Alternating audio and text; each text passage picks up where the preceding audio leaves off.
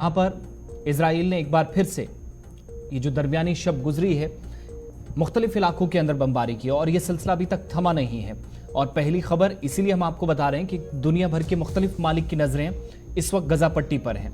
3 मजीद अस्पतालों को निशाना बनाया गया है बमबारी से।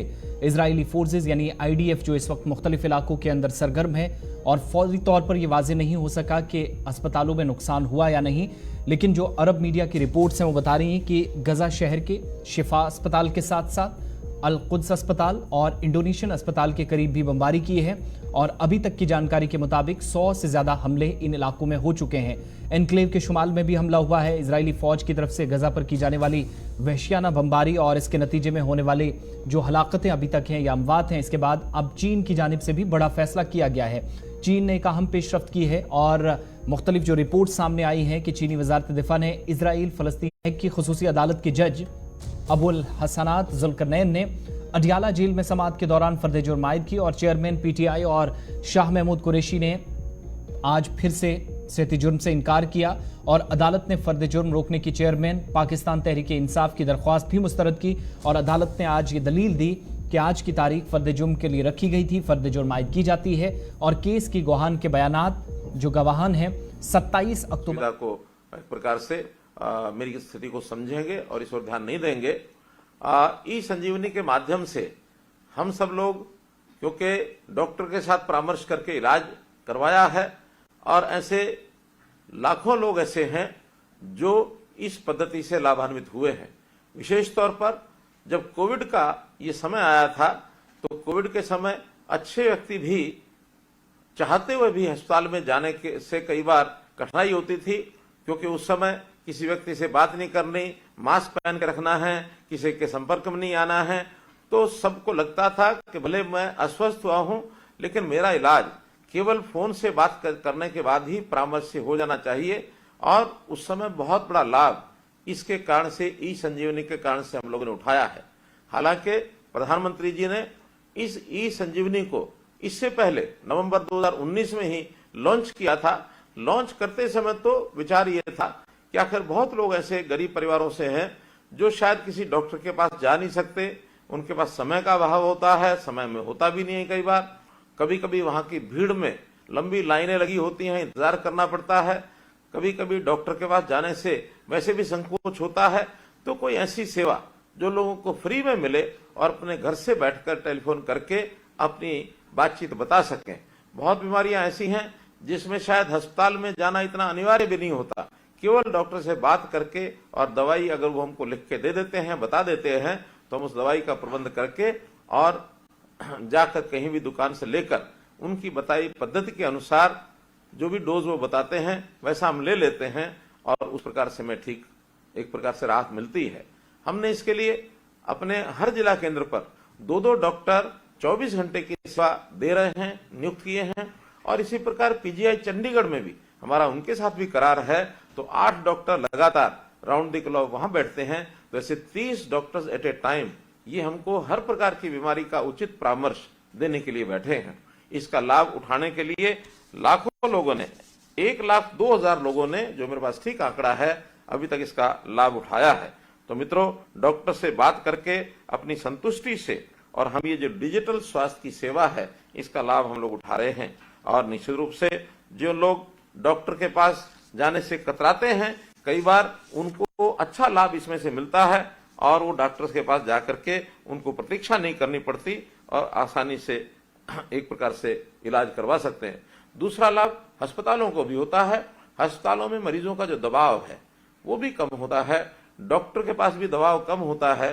तो इतने टेलीफोन के माध्यम से जितने लोग OPD का अथवा अन्य बीमारियों का जो परामर्श लेते हैं इस टेली परामर्श से, और उनको भी सबको लाभ होता है। मैं तो आपको अपना एक अनुभव बताता हूं। मुझे भी कोविड के दौरान इस कोविड की बीमारी में से गुजरना पड़ा था और इसके बाद जो आफ्टर इफेक्ट्स हुए थे, जो उसके बाद कुछ तकलीफें शेष रह जाती हैं, तो हमारे एक डॉक्टर मित्र ने, यहाँ से एक दूर डॉक्टर थे, दूरी अधिक थी, तो वहां जाने के बजाय उन्होंने कहा कि आज हम टेली परामर्श के माध्यम से इनसे दवाई पूछ लेते हैं। और उन्होंने टेली परामर्श के माध्यम से दवाई पूछी, एक 5 मिनट में सारी बातचीत बता दी गई, डॉक्टर ने अच्छी दवाई भी दे दी और उस डॉक्टर की दवाई को सेवन करने के बाद मुझे उसका लाभ भी हुआ।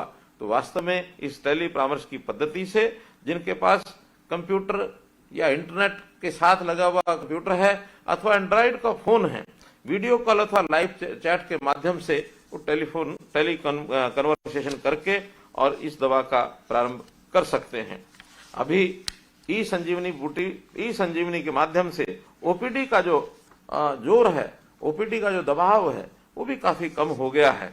तो इस प्रकार से हम लोगों ने अपने स्पेशलिस्ट को जो बैठाया है, उन स्पेशलिस्ट की अच्छी जो दवाई हमको मिलती है, इसका लाभ सब लोगों को होता है।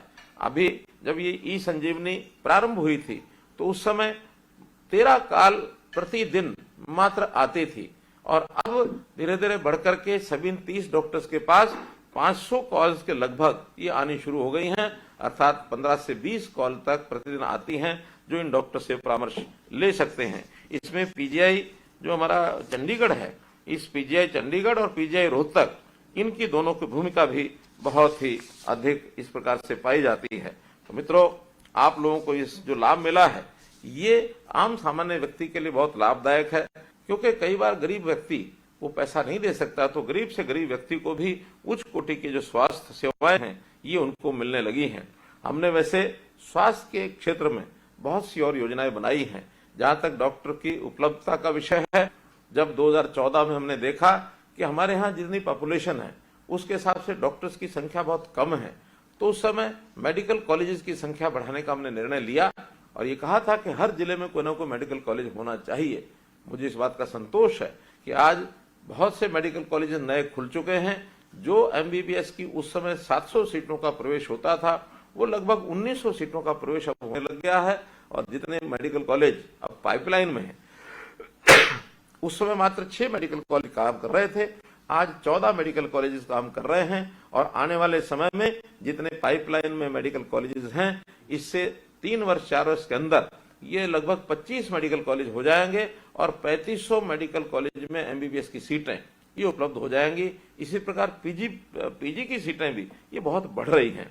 तो हम इन डॉक्टर्स की जो जैसी संख्या बढ़ेगी, हम गांव के दूर दराज क्षेत्रों में भी अपने डॉक्टर्स को उपलब्ध करा सकेंगे। डॉक्टर्स के साथ साथ पैरामेडिक्स, नर्सिंग, इनको भी, फिजियोथेरेपी, ऐसे कॉलेज को भी बढ़ावा दे रहे हैं ताकि इससे भी डॉक्टर्स के काम में, इलाज करने की इस पद्धति में और सुविधा हमको मिले। इसी प्रकार से हमने आयुष्मान भारत, मालूम है कि देश में प्रधानमंत्री जी ने जो आयुष्मान भारत की योजना चलाई, इसमें गरीब व्यक्ति को 5 लाख रुपए तक का मुफ्त बीमा ये सारे देश भर में लोगों को दिया गया है। हरियाणा में ऐसे 15.5 लाख परिवारों को इस बीमा का लाभ होने वाला था। हमने साथ में चिरायु योजना बनाई, जिसके कारण से ये संख्या 29 लाख परिवार इसमें कुल मिलाकर शामिल हो गए। बाद में जब ऐसा भी लोगों की डिमांड आई कि 1,80,000 रुपए वार्षिक से ऊपर 3 लाख रुपए तक के लोगों को भी ये योजना का लाभ मिले, तो हमने बहुत कम राशि, केवल 1500 रुपया वार्षिक योगदान से, और इसको ऐसे लोगों के लिए भी खोला है जो अपना रजिस्ट्रेशन करा रहे हैं। तो 8 लाख लोग, परिवार इस योजना में। पीटीआई के एतराजात के बाद फर्द जुर्म की तारीख आज मुकर्रर की गई थी। फैसला आज हुआ। सिक्योरिटी के सख्त इंतजामात, अडियाला जेल के बाहर रहे। सिक्योरिटी के इंतजामात के बीच पुलिस की इजाफी नफरियां भी तैनात की गई थी। इमरान खान और शाह महमूद कुरैशी दोनों साइफर केस में अडियाला जेल में इस वक्त कैद हैं, सजाएं काट रहे हैं। और इमरान खान ने अमेरिका में पाकिस्तानी सफीर के मरासले या साइफर को बुनियाद बनाकर ही अपनी हुकूमत के खिलाफ साजिश का बयानिया बनाया था, जिसमें इमरान खान ने यह दावा किया था कि उनकी हुकूमत के खात्मे में अमेरिका का हाथ है। ताहम कौमी सलामती कमेटी के इजलास में साइफर को लेकर पीटीआई हुकूमत के मौक़िफ़ की तरदीद की जा चुकी है। उसके बाद बात अदालतों तक जा पहुंची और 2 अहम लीडरान पीटीआई के जो पहले से जेलों में हैं, उन पर एक और केस खुलता हुआ नजर आ रहा, और इमरान खान का एक बयान भी सामने आया। पीटीआई की जानिब से इसकी जानकारी दी गई है। तीसरी खबर आपको जम्मू कश्मीर से बताते हैं, और बात उस इदारे की जिसको आप कश्मीर यूनिवर्सिटी कहते हैं। यूं तो कई बड़े इदारों के अंदर अमले की कमी से परेशानियां हैं, लेकिन कश्मीर यूनिवर्सिटी के अंदर साल 2016 से अब तक 500 से ज़ायद असामियाँ खाली हैं। और ये जो आप गैर तदरीसी अमला कह सकते हैं, नॉन टीचिंग स्टाफ कह सकते हैं, यूनिवर्सिटी की जो अपनी तालीमी और जो इंतज़ामी जिम्मेदारियां हैं वो पूरा करने की सलाहियत को बराह रास्त इस वक्त ये अमल जो है वो मुतासिर कर रहा है। जो हम तक डिटेल्स पहुंची हैं यूनिवर्सिटी के हुकाम के या ज़राए की तरफ से, कुल मिलाकर 2450 मंजूर शुदा जो गैर तदरीसी असामियाँ हैं, इनमें से अभी तक की जानकारी के मुताबिक सैटेलाइट कैंपस में शामिल हैं।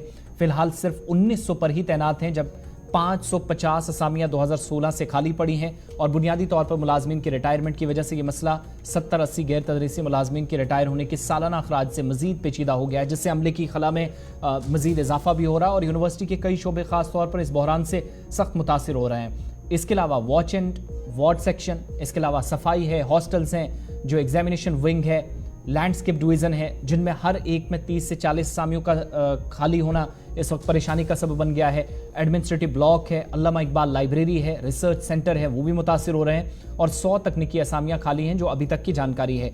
खाली असामियों में लेबॉर्ट्री असिस्टेंट, लैब अटेंडेंट, इसके अलावा junior technical assistant, professional assistant और कंप्यूटर असिस्टेंट जैसे किरदार शामिल हैं। खाली असामियों ने साइंस के शोबे को अभी तक जो हमारे ज़राए यूनिवर्सिटी के अंदर मौजूद हैं बता रहे हैं कि नुमाया तौर पर मुतासिर किया, जिससे तहकीकी काम में भी रुकावट पैदा हुई है। और साथ ही साथ जहां हम सीनियर प्रोफेसर्स की बात करते हैं तो कुछ सरबराहान या जो हेड ऑफ डिपार्टमेंट्स हैं, महकमों के सरबराहान हैं, वो कह रहे हैं कि अमले लीगल असिस्टेंट है, रिसर्च असिस्टेंट है, लेकिन ये अमल की बिना पर रोका गया है और अब ये कहा जा रहा है कि बहुत जल्द इन असामियों को पुर किया जाएगा।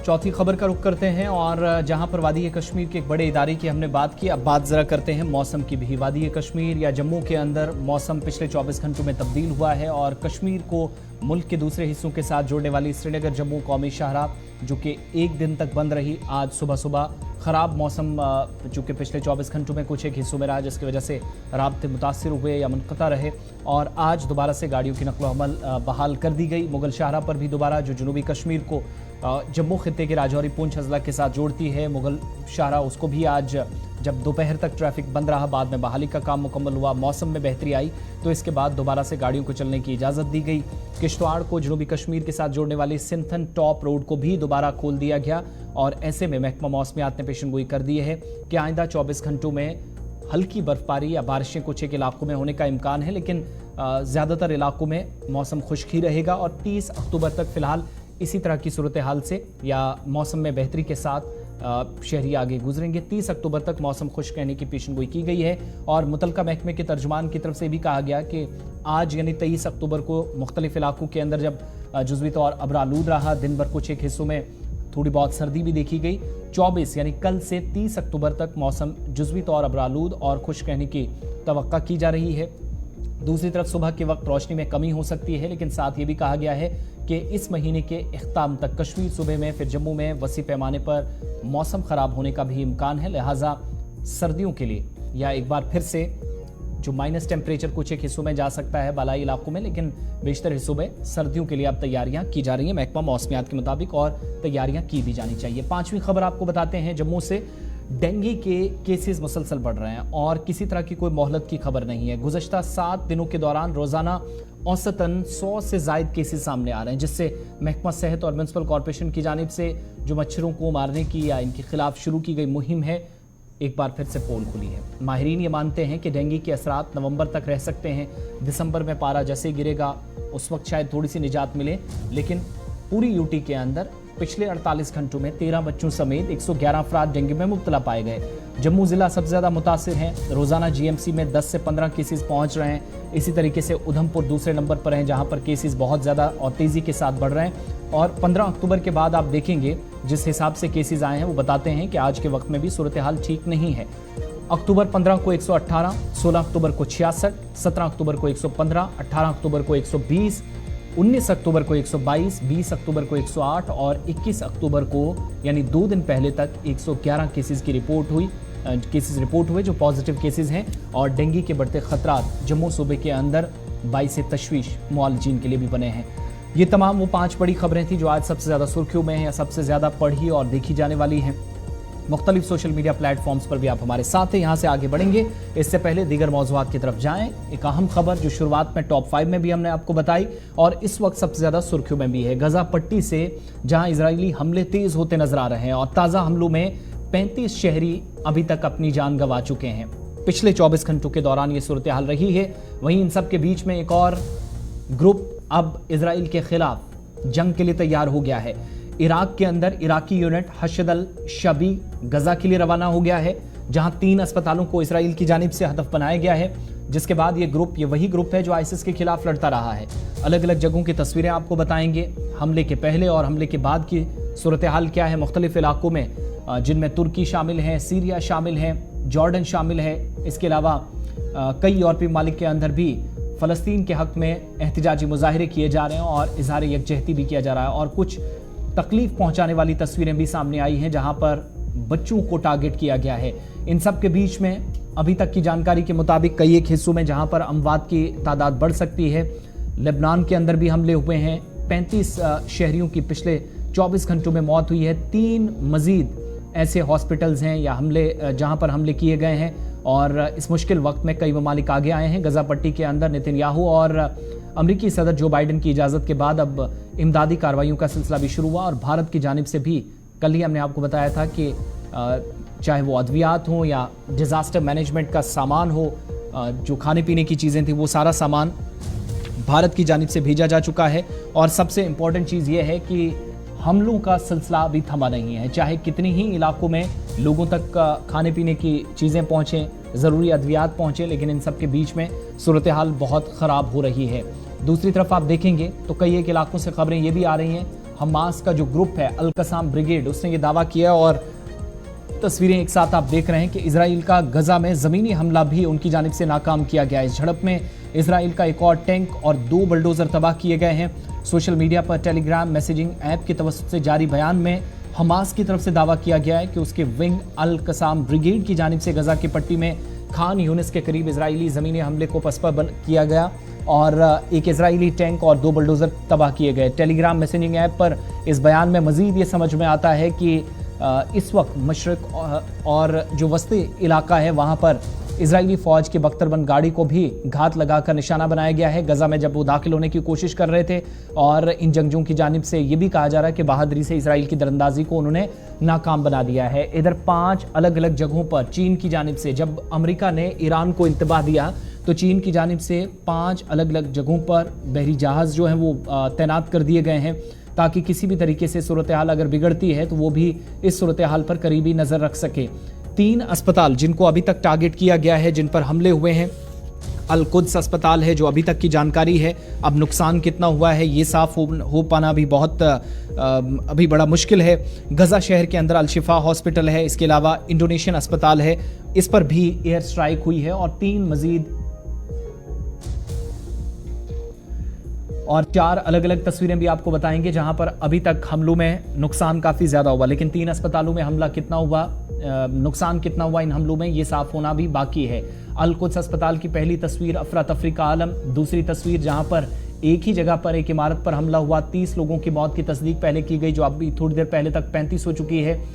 अस्पताल के हालात इतने ख़राब हैं जो पहले दिन से हम आपको बता रहे हैं, जब सप्लाईज बंद की गई हैं, सप्लाई चेन टूटा है, तो लोगों तक एनेस्थीसिया या फिर ज़रूरी अद्वियात, जराही का जो सामान था, ऑपरेशन थिएटर्स में बिजली ना होना, या फिर मुख्तलिफ हिस्सों के अंदर अस्पतालों में ऑक्सीजन ना होना एक बड़ा मसला इस वक्त जो संगीन इंसानी बहरान की तरफ ले जाता जा रहा है।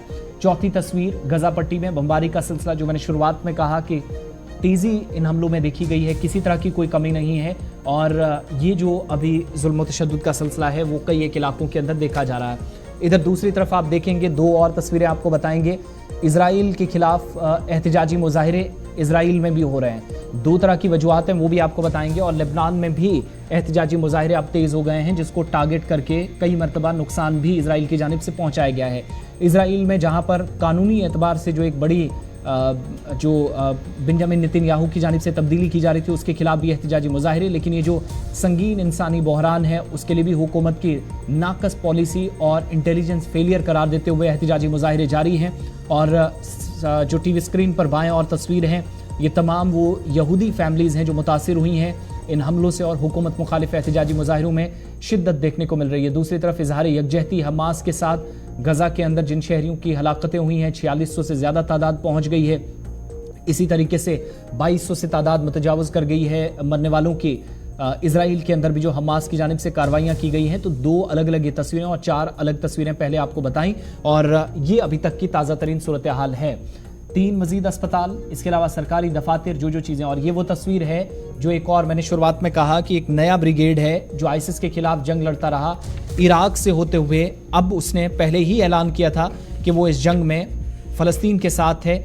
हशद अल शबी ये वही ग्रुप है जो अब जाकर ये कहने लगा है कि वो इजराइल की जो मिलिट्री इस्टेब्लिशमेंट्स हैं उनको भी टारगेट करेगा और पूरी बख्तरबंद गाड़ियाँ लेकर एक मुकम्मल काफिला जो है वो इस वक्त शाम के सरहद की जानिब रवा दवा है।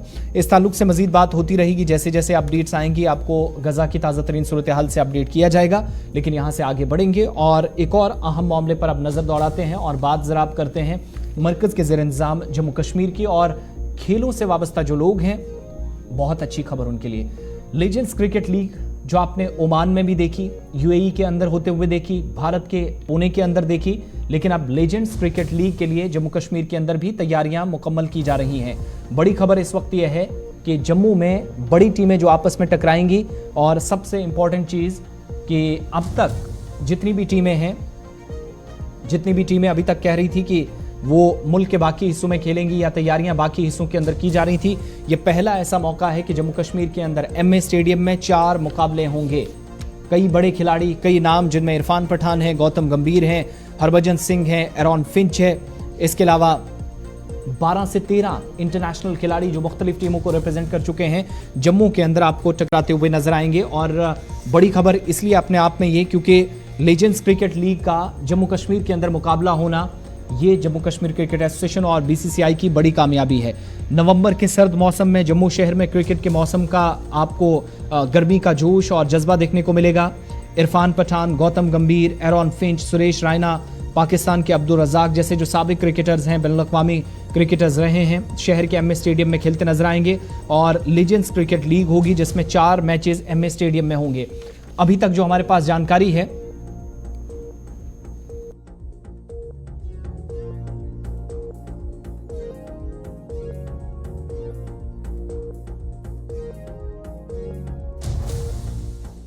तीन दहाइयों के बाद बैनुल-अक़वामी क्रिकेट की वापसी हो रही है जिसका मुशाहिदा पूरी यूनियन टेरिटरी करेगी। लीग के तहत जम्मू में पहला मैच 27 नवंबर को होगा। दूसरा मैच जिसके लिए ऑनलाइन टिकटें खरीदी जाएंगी पेटीएम इनसाइडर और पेटीएम से 29 तारीख को मैच है। तीसरा 30 तारीख को और चौथा 1 दिसंबर को मैच खेला जाएगा और मैच के टिकट अगले हफ्ते से जम्मू के अंदर भी बिकना शुरू हो जाएंगे, यानी आप पेटीएम और पेटीएम इनसाइडर पर जा सकते हैं। पहला मैच जम्मू में होगा 27 नवंबर को। मणिपाल टाइगर्स होंगे जिसकी कप्तानी हरभजन सिंह कर रहे हैं। इसके अलावा सर्दन सुपरस्टार्स से टकराएंगे जिसकी कप्तानी एरॉन फिंच करेंगे। शाम 7 बजे से फ्लड लाइट्स में मैच खेला जाएगा। इन टीमों में मोहम्मद कैफ होंगे, पाकिस्तान के अब्दुल रज़ाक होंगे, रॉबिन उथप्पा होंगे, दीगर मशहूर खिलाड़ी जो खेलते हुए नजर आएंगे। इरफान पठान दूसरा मैच 29 नवंबर को जब होगा तब मैदान में नजर आएंगे। भिलवाड़ा किंग्स और इसके अलावा सर्दन सुपरस्टार्स के दरमियान दूसरा मैच होगा। भिलवाड़ा किंग्स के पास यूसुफ पठान होंगे, शेन वॉटसन होंगे, तिलक रत्न दिलशान जैसे खिलाड़ी हैं। दोनों टीमों के दरमियान मैच शाम 7 बजे से खेला जाएगा और ये आपको जम्मू में तमाम खिलाड़ी नजर आएंगे। इसके बाद तीसरा मैच 30 नवंबर को होगा। गौतम गंभीर की इंडिया कैपिटल्स का मुकाबला पार्थिव पटेल की गुजरात जॉइंट से होगा।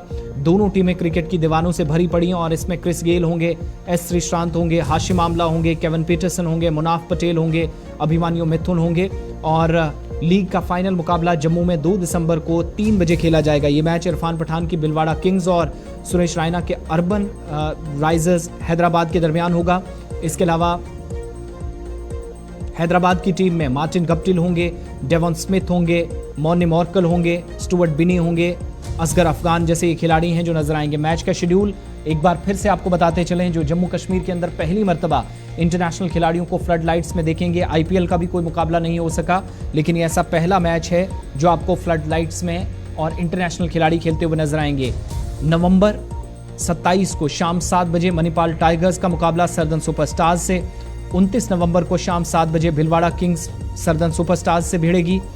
इसके अलावा जुमेरात को शाम 7 बजे इंडिया कैपिटल्स गुजरात जायंट्स के साथ 30 नवंबर को, 1 दिसंबर को जुमे का दिन होगा और सहपहर 3 बजे भिलवाड़ा किंग्स बमुकाबला अर्बन राइजर्स हैदराबाद और गौतम गंभीर इंडिया कैपिटल्स के कप्तान है, हरभजन सिंह मणिपाल टाइगर्स के कप्तान है, एरॉन फिंच सरदन सुपरस्टार्स के कप्तान है, अर्बन राइजर्स हैदराबाद के कप्तान है। तो जम्मू कश्मीर के अंदर क्रिकेट के शायकीन के लिए एक अच्छी खबर, पहली मर्तबा ऐसा मुकाबला होगा जहां पर आप देखेंगे यूनियन टेरिटरी के अंदर ये तमाम इंटरनेशनल खिलाड़ी एक प्लेटफॉर्म पर एमए स्टेडियम में, जो आपकी स्क्रीन पर है ये वही स्टेडियम है जिसमें पहली बार फ्लड लाइट्स में मुकाबला खेला जाएगा। और कहा जा रहा था कि आईपीएल के लिए तैयारियां, लेकिन एक अच्छा मैसेज है अगर ये टूर्नामेंट कामयाबी के साथ हो जाता है, मौसम भी साथ दे रहा है, तो उसके बाद आप देखेंगे कि शानदार मुकाबले यहां पर खेलते हुए आपको नजर आएंगे।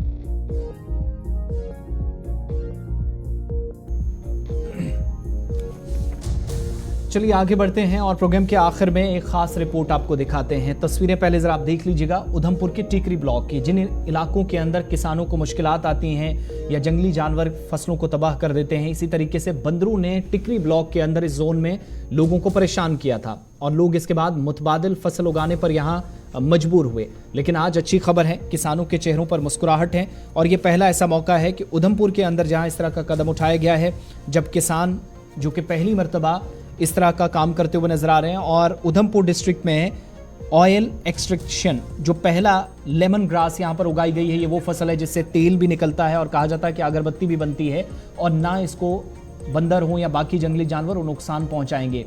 तो तेल निकालने का यूनिट भी कायम हो चुका है और मुतबादिल फसल भी इस वक्त तैयार है। खवातीन काफ़ी ज़्यादा जिनको लग रहा था कि रोज़गार उनका मुतासिर होगा, उन्होंने रास्ता तलाश किया है। प्रोग्राम के आखिर में ये तस्वीरें तो आपने देखी हैं, लेकिन साथ साथ अब बंदरों से बचने के लिए लोगों ने जो कदम उठाया था वो कितना कामयाब रहा।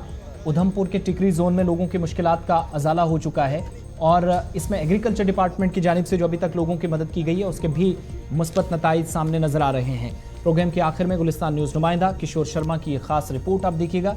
मुझे आप इजाज़त दें, किसानों के साथ खास बातचीत और मुतलका अफसरान ने क्या कुछ कहा वो भी आपको सुनाएंगे आज के इस खास सेगमेंट में। नमस्कार, मैं किशोर, आप देख रहे हैं गुलिस्तान न्यूज़। मेरी मौजूदगी इस वक्त ब्लॉक टिकरी में है। लाने का मकसद साफ है। देखिए, जब भी हम इस तरह की तस्वीरें दिखाते हैं, देखिए ये आप तस्वीर बंजर ज़मीन की देख रहे होंगे। देखिए, अलग अलग स्कीमों के तहत जिस तरह से हमने आए दिन देखा है कि जो किसान हैं उनके चेहरों में भी काफ़ी खुशी है। लेकिन आज एक नई फसल जो है वो उधमपुर ज़िला के अंदर तैयार हुई है। इसकी मैं बात करूँ तो ये लेमन ग्रास है।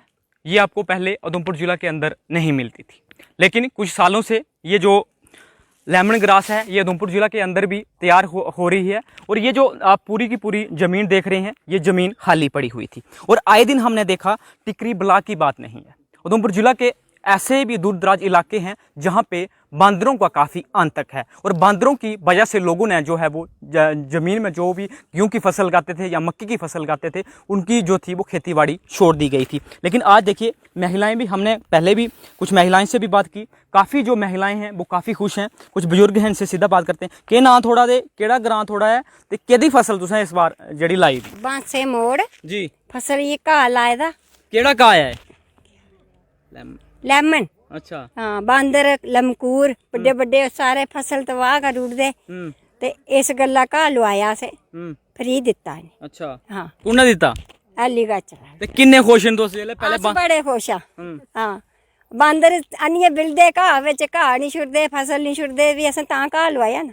इस जगह ही लाया ना, कुदै और भी लाया जिथे थोड़ी मक्की दी फसल लगदी उस जगह लाया? ये मक्के दी फसल गए। अच्छा, मक्की की फसल। हाँ, मक्का लगदियां इत्थे। अच्छा। हाँ, ते हून केह् आखदे जेह्के जिंदे ग्रां ज्यादा बांदर न, जो लोग अपनी खेतीबाड़ी भुल्ली दे, अपनी जमीन उंदी इ'यां पेदियां खाली, उ'नेंगी केह् आखना चाहनी? उ'नेंगी इ'यै आखना घाह लुआओ सारे जने, और केह् फायदा? लमकूर बांदर रुट्टी नहीं खाना देंदे पक्की दी भी, ते और करचा के। हमने विकल्प इसलिए चुना क्योंकि हमारे एरिए में जो है बंदरों का बड़ा आतंक है। तो जो फसल मक्की वगैरह हम लगाते हैं वो फसल हमारी जो है वो हमें मिल नहीं पाती है। इसलिए हमने जो एग्रीकल्चर माननीय प्रधानमंत्री जी की तरफ से जो किसानों की इनकम डबल करने का जो सिस्टम चलाया है, उसमें एग्रीकल्चर में ये भी एक स्कीम आई कि लेमन ग्रास लगाएं, वो फ्लावरी कल्चर का जैसे वो है वो लगाएं। तो हमने ये पहली बार हमने ये चुना कि हम क्यों ना लेमन ग्रास लगाएं, कि इसको देखें, क्योंकि ये पिछले साल हमें एग्रीकल्चर की तरफ से मुफ्त में बीज दिया गया, मैंने लगाया, ये इसका देखा मैंने, अच्छी ग्रोथ निकली। तो इसको हमें इसका फ़ायदा ये हुआ कि एक तो इसको बंदर वगैरह कोई इसको नुकसान नहीं पहुंचाते, और दूसरा जो पशु आवारा पशु या गर्मियों में हमारे जहाँ जो लोग आवारा पशु छोड़ देते हैं, तो इसको पशु भी जो है वो इसको खाते नहीं है, इसके बीच से चले जाएंगे, इसको नुकसान नहीं पहुंचाएंगे। तो आज हमने ये फसल काटी है। आज हम एग्रीकल्चर ऑफिस में जो सरकार की तरफ से ही एक मशीन जो इसका तेल निकालने वाली मशीन है वो लगाई गई है, तो आज हम आए हैं। ये महिलाओं के साथ साथ जो इनके डिपार्टमेंट के अधिकारी भी यहाँ पे पहुंचे हैं, इनसे सीधा बात करते हैं। सर, क्या कहेंगे, जिस तरह से इनकी तरफ से कहा गया कि काफ़ी यहाँ पे मक्की की फसल होती थी, अभी किस तरह की फसल जो है इनकी तरफ से तैयार की गई है? देखिए, मैं एग्रीकल्चर एक्सटेंशन ऑफिसर जोन टिकरी से बिलोंग करता हूँ। तो आप देखेंगे ये हम अभी फील्ड में खड़े हैं, ये सारी जो फील्ड है ये 16 कनाल का फील्ड है। पहले यहाँ पे किसी टाइम पे मक्की लगती थी, लेकिन मंकी मैनेस की वजह से यहाँ पे लोगों ने अपनी जो फेल है अपनी फील्ड्स लगानी बंद कर दी, मक्की बीट लगानी बंद कर दी, क्योंकि मंकी मैनेस की वजह से वो काफ़ी ख़राब करता था। तो हमने इनको कॉन्टेक्ट किया पिछले साल, तो हमने इनको कन्विंस किया कि आप ट्रायल बेसिस पे 4 कनाल पे हमारा लेमन ग्रास लगाइए। इन्होंने लेमन ग्रास लगाया और इन्होंने खुद ये ऑब्जर्व किया कि इस पे यहाँ पे मंकी आता ही नहीं, और यहाँ पे ये रेनफेड एरिया है, वाटर की शॉर्टेज भी रहती है, तो ये जो घास है इसको पानी भी कम चाहिए। तो अभी इनका फर्स्ट कट तैयार है और ये मंडे को ये हमारे पास आ रहे हैं इसकी ऑयल एक्सट्रैक्शन के लिए। इसके क्या फ़ायदे जो हैं किसानों को होने वाले? देखिए जी, जो ये लेमन ग्रास है इसका ऑयल निकलता है, जो इसकी ऑयल एक कनाल से नियर अबाउट कोई 5 क्विंटल इसका घास निकलता है, उसमें से 3 लीटर ऑयल निकलता है। और जो ऑयल की जो कीमत है, अगर ये IIIM जहाँ से हमने इनको स्पॉन्सर किया था ये घास, वो बाय बैक भी करता है इनसे oil at the rate of 1600 to 2000 rupees पर लीटर। बट अगर ये ओपन मार्केट में देते हैं, जैसे मार्केट में भी इसकी डिमांड रहती है, मेडिसिन इंडस्ट्री में है, देन होटल इंडस्ट्री में काफ़ी डिमांड है इसकी, कॉस्मेटिक इंडस्ट्री में काफ़ी डिमांड है। तो अगर ये बाहर अपना ऑयल देते हैं तो नियर अबाउट 2500 to 3000 रुपीज़ ये ईजिली पर लीटर ये कमा लेते हैं। अगर हम कंपेयर करें ट्रेडिशनल क्रॉप से, जैसे मेज़ एंड वीट से, वहाँ पे एक कनाल से ये मैक्सिमम 6000 रुपीज़ ही मतलब इनका प्रॉफिट होता था। तो एज़ कम्पेयर टू इट, अगर ये लेमन ग्रास ग्रो करते हैं, एक तो साल में 3 बारी कटिंग है 4-4 महीने बाद इनका। सेकेंडली इनकी इनपुट कॉस्ट ज़ीरो है, क्योंकि एक टाइम इन्होंने सिर्फ जब ट्रैक्टर यूज़ किया फर्स्ट टाइम, उसके बाद ये 7 साल घास चलेगा। अगेन एंड अगेन इनकी ट्रैक्टर की जो टिलिंग कॉस्ट है वो बची है, इनपुट कॉस्ट बची है, फर्टिलाइजेशन कॉस्ट बची है, इसमें कोई ज़्यादा इनको पेस्टिसाइड इंसेक्टिसाइड भी इन्होंने नहीं डाले। तो ये सारी कॉस्ट इनकी इनपुट कॉस्ट तो टोटली बच गई। अब उसके बाद इनको 4-4 महीने बाद जस्ट प्रॉफिट नरिश करना है, या घास लाना है, एक्सट्रैक्शन करनी है और ऑयल अपना बेचना है। तो अगर हम कंपेयर करें ट्रेडिशनल फार्मिंग से, तो ये एक डबल इनकम हमें देती है। नॉर्मली एक कनाल से ये 12,000 रुपीज़ ईजिली पर ईयर कमा सकते हैं। और अगर इनका बाई प्रोडक्ट का जैसे जो बचता है उसे अगरबत्ती भी बनती है उसको ग्राइंड करके, तो अगर हम इनको उसके लिए भी कन्विंस कर रहे हैं, अगर ये उस मेकिंग में भी जाएंगे तो नॉर्मली ये मतलब अपना साल में आराम से near about 15 to 20,000 rupees easily ये अपना प्रॉफिट फेच कर सकते हैं। अगर ब्लॉक टिकरी की मैं बात करूं, कितने किसान हैं जो अभी आपके साथ इस में जुड़े? राइट नाउ मेरे पास 50+ फार्मर्स हैं, एग्जैक्टली 52 फार्मर्स हैं जो इसमें अंगेज हैं, और नियर अबाउट 3 हेक्टर एरिया हमने कवर किया हुआ है। सो इस सीज़न हम जैसे फर्स्ट कट इनका आ रहा है, डिस्टिलेशन के लिए हमारे पास फार्मर आ रहे हैं। आफ्टर डैट हम इनका एरिया एक्सपेंशन का सोच रहे हैं, जैसे जिसने 2 कनाल लगाया है उसका 2 कनाल और बढ़ाने का, इसी को हमने एक्सपेंड करना है। So we do not need the fresh saplings for it. किस तरह की मशीनरी आपके डिपार्टमेंट की तरफ से वहाँ पे रखी गई है जब ये पूरी तरह से घास कटता है? पहले क्या था, पहले हमारे पास डिस्टिलेशन प्लांट नहीं था, इनको खकरियाल जाना पड़ता था वहाँ पे डिस्टिलेशन के लिए। तो हमारे चीफ साहब के इनिशिएटिव से और डिस्ट्रिक्ट एडमिनिस्ट्रेशन की इनिशिएटिव से हमने अपने टिकरी जो जोन है हमारा एग्रीकल्चर ऑफिस, वहाँ पे ही हमने डिस्टिलेशन प्लांट लगाया है, जो हमें IIIM ने फ्री ऑफ कॉस्ट स्पॉन्सर किया है और उसकी कॉस्ट है नियर अबाउट 10 लाख। सो अब इनको कहीं जाने की ज़रूरत नहीं है, जस्ट अपना घास काटना है और ऑफिस में आके उसका ऑयल एक्सट्रैक्शन कर लेना। ये जो प्लांट तैयार हुआ ये सिर्फ ब्लॉक टिकरी के अंदर है या उधमपुर जिला के भी कहीं आसपास भी है?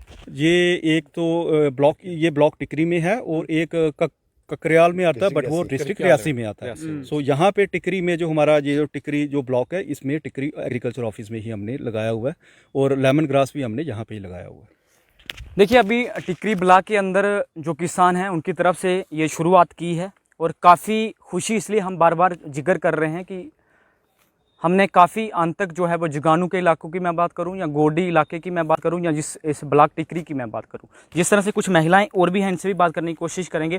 पहले किस किस्म दी थे फसल लांदे दे हूँ जब एड़ा घा लाई दा थे किन्ने खुश हैं तुस ग्रां? ठीक है, खुशी है। फ्रूट लगाया वो तो मिला नहीं हमें, क्योंकि बंदर की वजह से फ्रूट नहीं मिला इधर। जो लगाया गया तो यही घास बचा है, तो चलो खुश हैं इसमें भी, हमें एक फायदा तो होगा ना। उन्हें लोगों के मैसेज है जेडे लोग अपनी जड़ी जगह है वो खाली छुड़ी दे किस प्रकार का किश नहीं उत्थे लाए। चलो यही कुछ बोल सकते हैं ना कि घास लगा लो, अपनी जमीन तो बचेगी ना, सरकार नहीं होगी, यही है। देखिए काफ़ी अच्छा कदम जो है वो डिपार्टमेंट का है और जो डिपार्टमेंट है वो खुद ग्राउंड पे निकला है और हमने ये देखा कि हमारे साथ वो आना पिछाना चल रहे हैं जब भी हमने इनको देखा है। और ये सिर्फ टिकरी ब्लॉक की बात नहीं है, हमने आए दिन देखा है जो एग्रीकल्चर डिपार्टमेंट है वो काफ़ी अच्छा काम कर रहा है और जो गुलिस्तान उस काम को भी कहीं ना कहीं उनकी तारीफ भी करता है। लेकिन आज जिस तरह से इन महिलाओं का भी साफ तौर पर कहना है कि काफ़ी फ्रूट इनकी तरफ से यहाँ पे लगाया गया था, लेकिन बांदरों का अंत तक इस तरह का है तो वो कोई भी जो है वो फसल नहीं छोड़ते हैं। लेकिन ये जो फसल लेमन जो ग्रास तैयार हुई है इसमें बांदर का भी जो है वो खतरा नहीं होता, जिस तरह से इनके डिपार्टमेंट के अधिकारियों ने बताया। लेकिन हम लोगों से यही आग्रह करेंगे जो लोग शहरों की तरफ भाग रहे हैं अपनी ज़मीनों को छोड़कर, तो इस तरह का जो है वो लेमन ग्रास लगाएं ताकि जो अपनी आपकी आमदन है वो भी कहीं ना कहीं इससे जो है वो दुगनी भी हो सकती है। अगर आप जिस तरह से इनकी तरफ से भी कहा गया कि इसकी जो आप जिस तरह की पूजा करते हैं घर में धूप जैसा अगरबत्ती का जो इस्तेमाल करते हैं, तो इनकी तरफ से ये भी कहा गया कि इसका जो है इस घास का जो है वो अगरबत्ती भी बन सकता है। तब तक